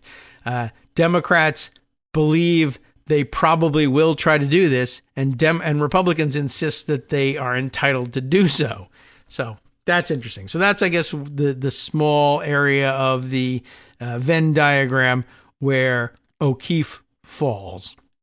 And this is, of course, the fault of Democrats. Why is there suddenly this internal conflict within the same administration that aggressively campaigned in 2024 to fully release the Epstein files to the American public? O'Keefe said. What new revelations did the DOJ and FBI make? New revelations did they make now say that an incriminating client list does not exist? That's a bit of a weird sentence. Anyway, here's O'Keefe's tweet about the thing, including the embedded video. It is there for your review if you wish to see it. I don't know what to say about the fact that this honeypot trap thing still works, but, there it is. So odd position for O'Keefe to be in, but in case you thought this was some revelatory moment where he would say, I'm done with this guy, the answer is no. In addition to which, let's see, I want to open up this. I got so many other things that are in the Blue Sky feed that were of interest. But I'm reminded also of this post from Adam Parkhomenko, who, I don't remember exactly what sector he's coming out of. Let's see, Dem strategist. That's about all we get out of this one in terms of looking in his profile. But a very highly followed account, both on Twitter back in the day and now here on Blue Sky, offering a meme that I presume he picked up elsewhere as opposed to making it himself, because, unless he's the kind of guy who, like Trump, says, I'm brilliant all the time. Just his comment, this is very accurate, which, if he made the meme, I'm sure he hopes that everybody else will think it's very accurate, but you would usually let them make that comment. Which makes me think somebody else made it, he found it to be accurate, and it's essentially a fork in the road cartoon, and the labels are the person standing there pondering the two. I don't know if it's a famous rendering or anything, or a recognizable cartoon, but the person trying to decide which road to take is labeled as Trump supporters, and the two forks in the road are labeled either admit you were conned or go ahead and support a pedophile. And that's true. That's exactly where they stand. That's exactly where James O'Keefe stands. And O'Keefe, of course, just goes off-roading and says, I don't admit I was conned. And I don't support a pedophile either. The reason it looks like Trump supports a pedophile is because Democrats are making it look that way. And aren't they evil again? So anyway, there's no wake-up point, I guess, for all these folks is what we're getting at. All right. I'm going to keep scrolling around here. There's the comment about how none of the influencers showed up. It's Tracy Deep Blue Sea 44. There you go. Who follows along here on Blue Sky, and just a regular person like the rest of us, and says, yeah, this is a good point. I think good point, Tracy. Bondi gave Epstein binders out to 15 right-wing influencers back in February. The info inside was just a rehash of publicly available material. None of these clowns showed up to support the victims yesterday, even though murdery trader Green made it her business. So, they suck is basically what you'll have to take out of that one. The other thing that I opened up to put aside because it was astonishing, and just I don't know whether I want to read too much about it or not. But David Bernstein noted yesterday, along with this photo included in his Blue Sky post, Trump hosting an all-star tech bro dinner last night. Zuckerberg, Gates, Cook, Altman, Nadella, I don't even know who some of these people are, and others reportedly there. Wow, this says pick from Stock Market News account. No mention of Elon Musk being there, and I don't know whether that's supposed to be a snub of him, or whether he got advance word that there was polonium in the dinner, or a trapdoor underneath the dinner table and dropped them all into an alligator pit or something like that. But anyway, I just found that an interesting gathering. I saw some reporting on it mentioned in Blue Sky, and I don't even think I put it away. It was just sort of like, I don't even know. I don't know if I care relative to all the other stupid things that are happening here that we're going to have to do in our lightning round day. But I guess he got them together, and I don't know whether he was trying to pressure them into more investment in manufacturing in the United States as usual. And I think apparently the story was that he was pressing all of them to declare openly how much they had invested in manufacturing their various products or ancillary products in the United States. And I don't know to what end, but, to brag on something, or to, be able to announce I got $75 bazillion from all of them. Maybe yes, maybe no. I don't know for sure, but putting it on record that actually happened. Let's see. I mean, who else did they say was there? Maybe I can search on those names and work from there. Let's see. Gates, Zuckerberg, Cook, Altman. Can I search that? Maybe. We'll take a look and see. There we are. There's some YouTube news on it. Give me some something I can read here. That's interesting. I don't know. USA Today has a weird headline on it. The robots are here. That's like the quote. Melania Trump highlights AI as tech titans gather at the White House. Okay. What's it about? I don't know. Let's see. Can we get to it? USA Today doesn't have a paywall, just a lot of pop-up ads. Many tech leaders embrace Trump in his second term as the president has taken a favorable approach to the industry. That's the subheader on the piece here. I'll offer you the link to the article. I don't know whether there's any news that came out of it, except that it happened, and that there was that Blue Sky report, or reporting, I guess, in passing, that this was a weird gathering, not just because of who was there, but because the president was pressing them for details on their investments, which they probably would otherwise not be particularly interested in revealing in public, on how much they were investing in manufacturing in America. And by the way, stream of consciousness for all the other stupid things that I've seen in all of this time.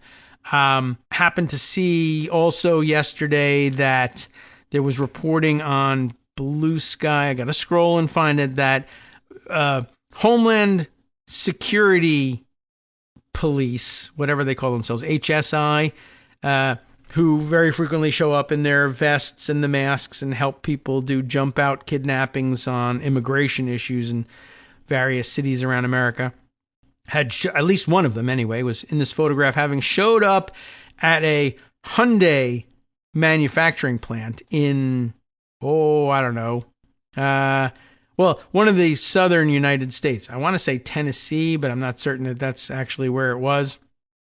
Anyway, at a Hyundai plant, where they had been encouraged, of course. Well, what's the admonition on the tariff front all the time?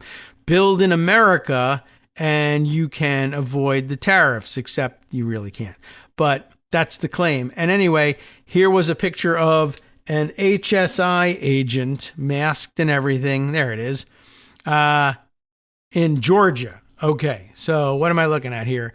Justin Glaw, Glawe. Justin, can I just scroll over and see his thing? No, I got a domestic war correspondent and creator of American Doom, Blue Sky account, a newsletter chronicling the madness of the moment. Well, that's kind of what we do here.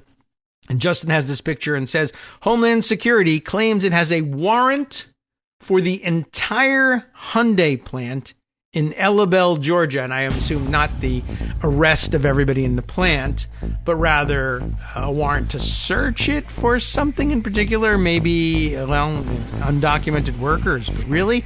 Okay. So Homeland Security claims it has a warrant for the whole plant outside Savannah. A masked agent is seen in a video speaking with non-white employees there, saying construction has to stop immediately. So once again, the president says, bring your factories here to avoid the tariffs. But if you do, we'll arrest you for building them. Hi, everybody. It's me, David Waldman. Yes, the same guy who interrupts you all the time. Interrupting you one more time just to tell you again, another reminder that your contributions are what keep this show on the air, and patreon.com, patreon.com, is still among the easiest ways to make the sustaining subscription donations that keep us afloat. Are you ready for the pep talk about how our Patreon campaign is still going strong and growing? Well, too bad. Yeah, the plain fact is we actually are headed in the wrong direction, and whereas we once had about 175 monthly patrons, we're now actually down below 150. Time to recruit some more. Not exactly the kind of news I wanted to share, but there it is. For those of you in a position to support the show, patreon.com does make it easy to make those secure, recurring monthly contributions to do so. Patreon.com/KagroX gets you straight to our donation page. We've been through a lot together. The worst of the pandemic, we hope. The worst of the insurrection, we hope. So go ahead and treat yourself. You don't need an excuse. Give yourself the gift of a little something you enjoy in life. Support the show. And of course, if you happen to prefer using PayPal or even the Square Cash app, we're up and running on those options too. So thanks again, everyone, for all your support. We couldn't, or at least shouldn't, do it without you. Hope you'll be on board soon too. Thanks for all your support. All right, welcome back now to the Kagro in the Morning Show here on Netroots Radio. Still stuck behind a pile of stories that I feel like I want to get to, but some of them I really feel like we need to read in depth, and I'm not sure how I am going to reconcile all of that. But let's dive back to Instapaper, even though it also means I know I'm skipping 10 things in my Blue Sky feed that I am sure would be able to connect to what we've been talking about over the last couple hours.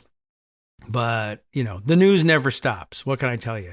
Okay, so let's see. Other things that I parked here that I feel like you need to hear mention of quickly, if I can. This is just going to run up my total of stories opened over at Talking Points Memo. So, I don't know, maybe I won't open it, and I'll read it in the Instapaper and preserve my story count here. This, just put it in the file. Former Fox News producer with history of racist social media posts lands new gig at the EEOC, the Equal Employment Opportunity Commission. So what a place to park them. Yet another person assigned to a bureau that would be dedicated to destroying it. Who is it? The guy's name is Connor Clegg, former Fox News producer who was ousted from his school student government back in the day over accusations of racism, apparently accurate, is working in the Equal Opportunity Employment Commission's communications department, according to current and former EEOC employee with knowledge, and a screenshot of the agency's personnel directory viewed by Talking Points Memo. Is this, if I want to get the name of the reporter absolutely correct, sometimes they bring me the wrong one. It says Bryce Covert in the Instapaper version. I hope that's correct. Details about Clegg's precise role at EEOC are unclear. The former EEOC employee that spoke to TPM said that while she was at the EEOC, Clegg was overseeing some press and social media duties, which meant he was reviewing the work of career staff. He also compiled media lists made up of conservative to right-wing media such as Free Beacon and Breitbart, and offered interviews with the Got to get the acting chair, Andrea Lucas, to such outlets, the source said. The Free Beacon ran what it called an exclusive interview with Lucas in early August. Clegg and the EEOC did not respond to requests for comment. Clegg, who has a history of posting racist and provocative content on social media, is an unlikely but increasingly common in the second Trump administration. An unlikely hire for a federal agency, well, not unlikely, created as part of the Civil Rights Act of 1964 and tasked with protecting American workers from discrimination, including racial and gender-based discrimination. In 2018, while a student at Texas State University, Clegg was impeached as student body president over uncovered social media posts in which he mocked Asian tourists. Uh-oh. Wow. It wasn't what I expected as his target, but okay. Not okay. Got impeached. The Instagram posts were of Clegg taking photos of himself with unsuspecting tourists who appeared to be Asian with hashtags such as, oh goodness, what does it say? Pearl Harbor was bad. Spells out the word a-holes, but like, what kind of tag is that? And Kim Jong-il. Wow. So all Asians are the same / bad / okay, whatever. That was pretty dumb. Last year, Clegg posted a long rant to his Twitter account about an interaction he claimed he had with a traffic enforcement officer who was attempting to tow his car. He said the person, quote, barely spoke a lick of English and spoke in an accent and diction so thick and faulty it was nearing Aboriginal levels. Oh, my goodness. He also claimed the traffic enforcement officer had no concept of Western rights and tradition. Like, dude, you're in a no parking zone. What Western culture does he need to know about that? Clegg said he then got in his car and left because that is my birthright, and there's not a damn thing a foreigner with a tin badge and poorly tailored pants can do to stop me. Uh-oh, bring in the tailor guy to tell me whether or not Clegg has better tailored pants. Well, that's pretty Stephen Miller-ish to tell you, to point that out, point out the very obvious.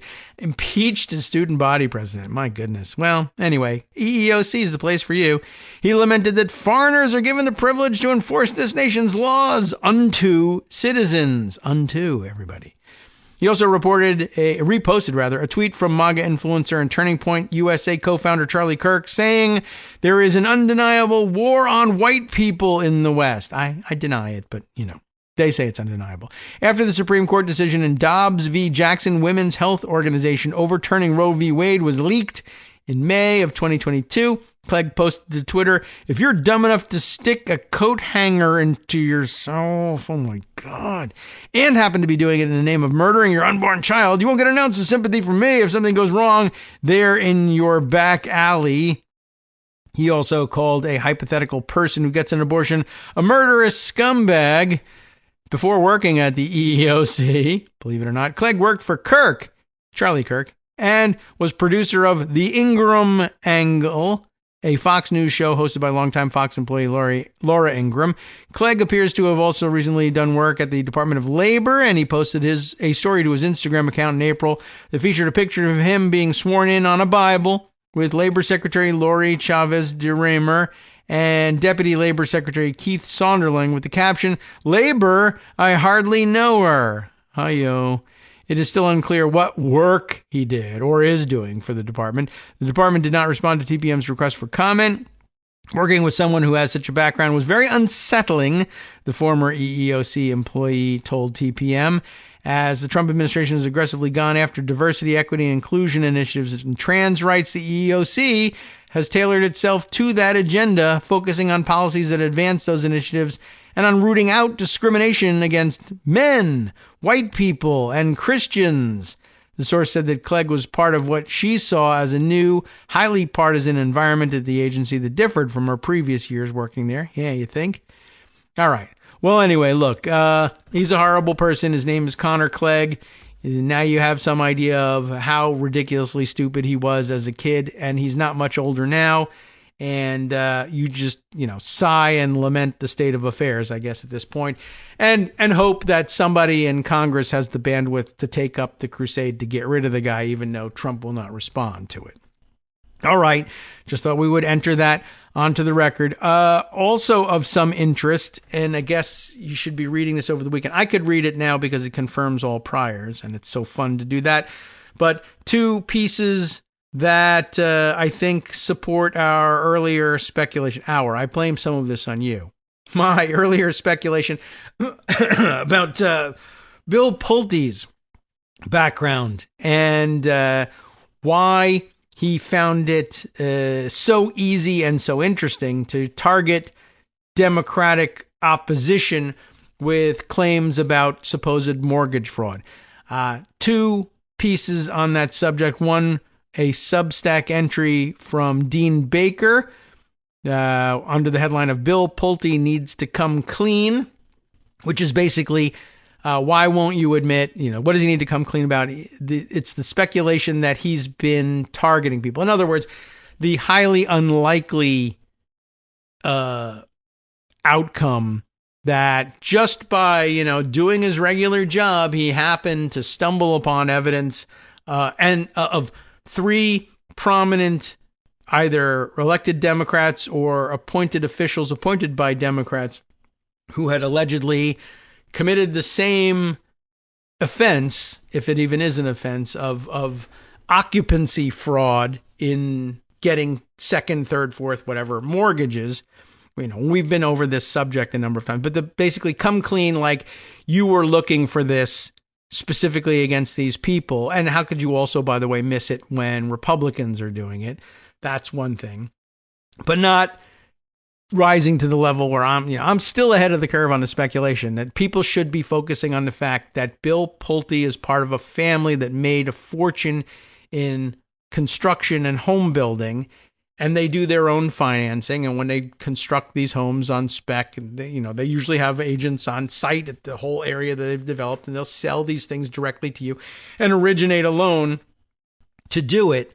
And so, I think that a small amount of investigation will show that Pulte agents very frequently were encouraging people to check the boxes or to ignore these boxes and just sign on the dotted line and close the deal in ways that would set them up for this accusation, but on the assumption that no one would ever be looking at it as long as the loan performs. Plus, they were going to repackage the loans and sell them off and make it somebody else's problem later on anyway. But that's a large-scale fraud on the marketplace by the Pulte people. But at any rate, he would have been in a position to know that this was policy, more or less, to encourage people, just go ahead and sign the paperwork. And I don't know if he did it with an eye toward weaponizing it in the future, but he now sits in a position where he can weaponize it, and that's exactly what he's done. That's what I think he needs to come clean about. Dean Baker is only willing to go so far as to say he needs to come clean about targeting Democrats in particular with this weaponized information. ProPublica takes a slightly different angle here, and it's something you should probably read over the weekend. Headline here, if I wait for them to, it's one of these fancy graphic presentations here. Trump is accusing foes with multiple mortgages of fraud. Records show 3 of his cabinet members have them. So they're bearing out the speculation that this particular kind of fraud is so common, almost so common as to rise to the level of, maybe it's not even so much fraud as regular procedure, but it is fraud at its heart. The problem is that people like Pulte, who make their money closing these deals, are interested in making it commonplace and maybe making it so commonplace that it's not that it rises to the level where it's no longer illegal, but rather that it rises to the level where it becomes too big to fail. And you can't prosecute this kind of fraud because it's too pervasive. And Pulte is just one of many of the players in this market. And so don't look at me. Anyway, ProPublica does the rest of the work that, was implied in our earlier speculation. Of course, it's so widespread. Anybody who rises to a certain level of prominence where they can afford second homes almost certainly has committed this fraud. And voila, Here it is. That's French, everybody. Trump is accusing foes of multiple mortgages with fraud. Records show 3 of his cabinet members have those same kind of multiple mortgages and those fraud. The White House has targeted opponents, including a Fed governor, for having more than one primary residence on their loan papers. ProPublica found that in one case, a Trump cabinet secretary got 2 such mortgages in quick succession. So for houses 2 and 3. And as you would expect, in most cases, it is people who have a home in whatever their hometown is and one in D.C., which is to be expected when they come to Washington to work in the administration, even though it's a criminal organization, this administration, but that they would take out a mortgage on a house. And it's expected of anybody, of any party coming to Washington, D.C. But there it is. If it's the case that you can have only one principal or primary residence, then they've got you dead to rights. Or it's actually a flexible standard, and you should dismiss the accusations against the Democrats as well. But I guess they won't. Robert Fatorecci, I hope that's something close to your pronunciation of your name. Justin Elliott and Alex Mirjeski, commonly called out as ProPublica authors, and here they are. On this piece, I'll give you just the first opening couple of graphs so you get the idea. The Trump administration has vowed to go after anyone who got a lower mortgage rate by claiming more than one primary residence on their loan papers. That is to say, they pledged to do it when they thought only Democrats did it, but they never really thought only Democrats did it. They were just going to claim it. President Donald Trump has used it as a justification to target political foes, including a governor on the Federal Reserve Board, a Democratic U.S. senator, and a state attorney general. You know who they are. Real estate experts say claiming primary residences on different mortgages at the same time is often legal, actually, and rarely prosecuted, when it isn't, I suppose. But if administration officials continue the campaign, mortgage records show there's another place they could look: Trump's own cabinet. Underscoring how common the practice is, ProPublica found that at least 3 of Trump's cabinet members call multiple homes their primary residences on mortgages. We discovered the loans while examining financial disclosure forms, county real estate records, and publicly available mortgage data provided by Hunterbrook Media. And the only innovation here, I think, on Bill Pulte's part is that he may or may not have, in fact, partnered with Palantir for this, but probably using an AI-type search to do the work for them and unifying dodgy generated databases to just, I want you to give me a place where I can just type in a name of somebody I hate at the moment and find out if they're doing this stuff. And I think they built that for him. And if you don't have that, then you got to do it longhand, like we were doing with the discharge petition yesterday. You could have it in an easy database, but if you got to do it longhand, here's how you do it. You take a list of the cabinet members and you look at their financial disclosure forms and you see how many properties they own. You see that it's more than one. You start looking at county records and find it out that way. Labor Secretary Lori Chavez DeRaymer, who was just mentioned in dealing with the racist over at EEOC/Labor, entered into 2 primary residence mortgages in quick succession, including for a second home near a country club in Arizona where she's known to vacation. Transportation Secretary Sean Duffy has primary residence mortgages in New Jersey and Washington, D.C. Lee Zeldin, EPA Administrator, has one primary residence mortgage in Long Island and another in Washington, D.C., according to loan records. Really almost to be expected for people who are moving from wherever they are to Washington, D.C. But, if you got any more than that, then I guess that's an issue. And by the way, I'm surprised that they haven't found it for all of the members of the cabinet. The cabinet is full of millionaires and billionaires, and here they've selected the 3 who aren't billionaires, which is amazing. My guess is that there's more research to be done, and you'll eventually find that every member of the Trump cabinet has been doing this, although it may be the case that the second, third, fourth, fifth homes of the billionaires are owned by LLCs and not by them personally, and so they're getting around the initial detection that way. That would be my guess, my speculation, which would be irresponsible not to present to you. In a flurry of interviews and rapid-fire posts on X, Bill Pulte, the Federal Housing Finance Agency director, has led the charge in accusing Trump opponents of mortgage fraud. If somebody is claiming 2 primary residences, that is not appropriate, and we will refer it for criminal investigation, Pulte said last month. Well, Suffice to say, there are, at least right now, 3 people identified by ProPublica right in Trump's own cabinet doing the same thing.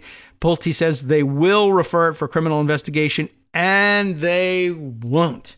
So that's the big news out of that story, if you ask me.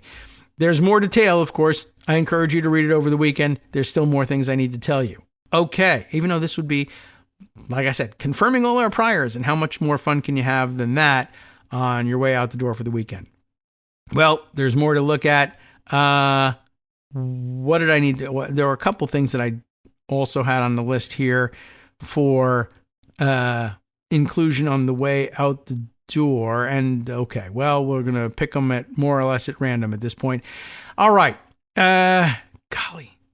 In order of importance, where to go? That's a good question. All right.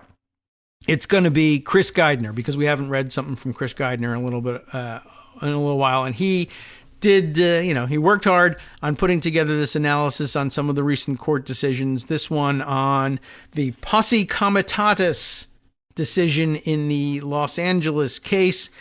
And well worth our time, I think, in terms of in-depth analysis. We can still squeeze this one in. This is from September 2nd.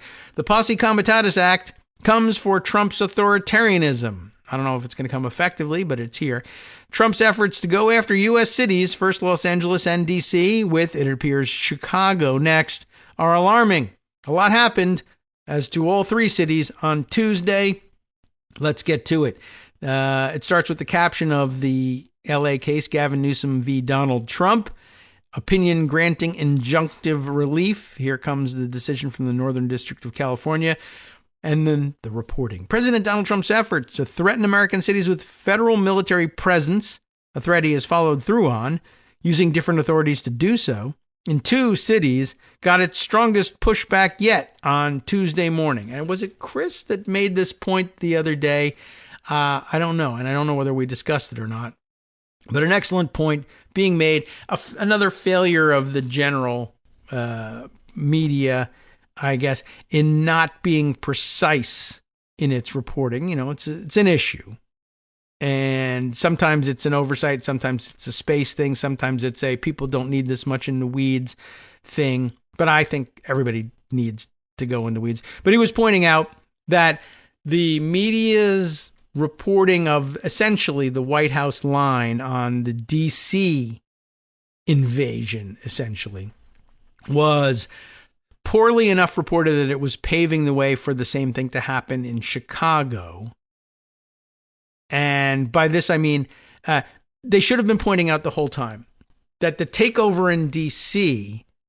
was made possible by, if not made possible legally, because we haven't determined that yet, certainly made the whole thing more plausible because of D.C.'s very unique status as a federal city. It's not a state. It doesn't have its own state government in place, and all the rights, pertinent thereto, but is also as a federal territory, which is explicitly constitutionally under the control of Congress, which, of course, Trump's party controls. And there's just a lot more constitutionally that you can do to manipulate the local government and to override the local government in D.C. in a way you can't do, as we just found out, in Los Angeles, and as we hopefully will find out shortly again in Chicago. But by saying that this takeover was legal and that this proves that Trump can do this to blue cities, either in blue states or blue cities in red states, whatever, take your pick, it misconstrues the whole thing and gives people the general impression that taking over cities is a thing that a president can do. Taking over a federal district, the federal capital, without its protection of statehood is perhaps a thing that a president can engineer in cooperation with Congress. But that's a totally different story than taking over any other city in America. And we just found out why that's the case in Los Angeles. And although Trump thinks the legal reasoning in that case is not applicable to Chicago, you will find that it is. And, maybe too little too late, maybe vindicating Illinois and Chicagoans' rights after the fact, but vindicating them nonetheless. Okay, now back quickly to his reporting here. Trump and his effort to threaten American cities with federal military presence, a threat he has followed through on, using different authorities to do so in 2 cities, got the strongest pushback yet Tuesday morning. In a 52-page decision that followed a trial, Judge Charles Breyer found that the Trump administration had violated the Posse Comitatus Act willfully in its deployment of the military in and around Los Angeles. The act, updated in recent years to include the Space Force and its restrictions, just in case, I guess, limits the use of military or domestic law for enforcement purposes. It's a short law, so here it is. Whoever, except in cases and under circumstances expressly authorized by the Constitution or Act of Congress, willfully uses any part of the Army, the Navy, the Marine Corps, the Air Force, or the Space Force as a posse comitatus or otherwise to execute the laws shall be fined under this title or imprisoned not more than 2 years or both. Short law from back in the old days, as you know, 1870s or so in vintage. The reason he brought up the fact that it was amended to include Space Force, not just funny, it was, yes, this has been given congressional attention in very recent times and in the context of the Trump administration. And so it's not something that Congress or the rest of the government is a stranger to because of its age and obscurity and the fact that hardly anybody else has ever come close to violating it. The ruling that the Trump administration violated that law in Los Angeles came hours before Illinois Governor J.B. Pritzker held a news conference on Tuesday, detailing what he knows about the reports that a similar action is imminent in Chicago. And there's reporting all over social media of, weirdly unmarked police cars and masked people showing up and meeting in parking lots as though in preparation for an assault on Chicago. So watch out. Pritzker's news included his understanding that the military and federal law enforcement are already being staged in Illinois. Before Tuesday, Chicago Mayor Brandon Johnson held a news conference over the weekend putting forward a Protecting Chicago initiative, an executive order aimed at blunting any federal efforts to come into Chicago. And while those responses are just the beginning and much more will be necessary if Trump moves forward, Breyer's well-timed ruling does significant work toward explaining some of the legal limits in Trump's efforts. Of course, it is a district court decision, and Breyer's earlier ruling in this case was blocked pending appeal by the U.S. Court of Appeals for the Ninth Circuit. But that was a quick-moving dispute over the statute that Trump used to call up the National Guard, not the extensive post-trial decision about the Posse Comitatus Act that Breyer issued Tuesday morning. As Breyer concluded, these violations were part of a top-down, systemic effort by defendants to use military troops to execute various sectors of federal law, the drug laws and the immigration laws at least, across hundreds of miles and over the course of several months and counting. In a careful, narrow decision by Breyer, a Clinton appointee, and brother of retired U.S. Supreme Court Justice Stephen Breyer, we were talking about that the other day. Did you know that? I didn't know it. That began by noting Congress spoke clearly in 1878 when it passed the Posse Comitatus Act, prohibiting the use of U.S. military to execute domestic law. It's short. You can read it. You can understand it. The ruling contains 13 pages of findings of fact, evidence that Breyer found was established at trial, including key information about the deployment of 4,000 federalized National Guard troops and 700 Marines for Task Force 51, their training and what they've done since. His findings of fact include the Task Force 51 members in their training were orally instructed that the 4 functions listed in red above, there's a little listing of things that are prohibited law enforcement functions. The 4 in red: security patrols, traffic control, crowd control, riot control. Sorry. Well, those 4 things were subject to a so-called constitutional exception to the Posse Comitatus Act. He then detailed his findings of how those exceptions and more were employed by Task Force 51 members in the months that followed, as well as the history behind and interpretation of the Posse Comitatus Act by courts before reaching the meat of the ruling. First, Breyer addressed the government's argument that the statute Trump used in the Los Angeles activation, that's 10 U.S. Code Section 12406, is itself an exception to the Posse Comitatus Act. Well, Breyer addresses that. To start, The court is unaware of any person, government lawyer, military or civilian official, court or commentator who has made this argument other than defendants' lawyers in this case. The Department of Defense has not taken this position in its publications on the Posse Comitatus Act, ever before anyway. Breyer wrote, so basically, right, the government's coming in saying, well, we're here under an exception to the Posse Comitatus Act. And Breyer says, guess what? That's not a thing. You made it up. After detailing the irrational, expansive implications of such a claim, a reading that would have rendered the Posse Comitatus Act effectively useless at the time it was passed, Breyer noted, he concluded, the court will not take defendants' invitation to create a brand new exception to the Posse Comitatus Act that nullifies the act itself. Next, we'll read one more thing here for you. Breyer addressed what the Trump administration, we really should be playing our music here. Breyer addressed what the Trump administration claimed was the constitutional exception to the Posse Comitatus Act. Here was how Breyer summed up that argument and his response.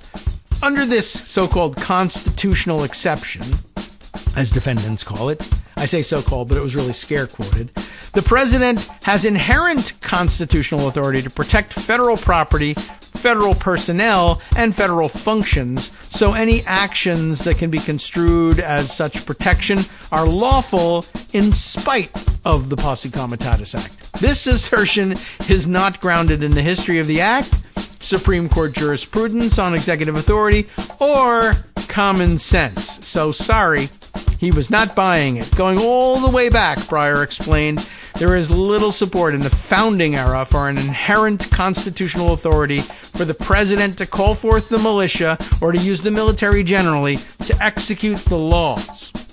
He went on to explain that legally the argument fails both because it ignores the actual text of the Posse Comitatus Act, which provides for exceptions only where the Constitution or Congress expressly authorized them. I mean, that's as plain as day. And because the Trump administration adopts an expansive reading of the Take Care Clause that the Supreme Court already confronted and rejected in Youngstown Sheet and Tube Company versus Sawyer of 1952, a key decision addressing the balance between executive and legislative powers under the U.S. Constitution. You learn it in con law. Everybody does. Well, all the law schools. You have been listening to Kagro in the Morning with David Waldman. Yeah, we're out of time now. Time to hand things over to Justice Putnam for the West Coast Cookbook and Speakeasy, and I regret it because we didn't get a chance to talk about Charlie Savage's article about the Venezuela boat attack, which is extremely important and bears us out once again. Confirms priors and everything, and we didn't get to do it. Will justice do it? Stay tuned to find out next. We'll see you next week.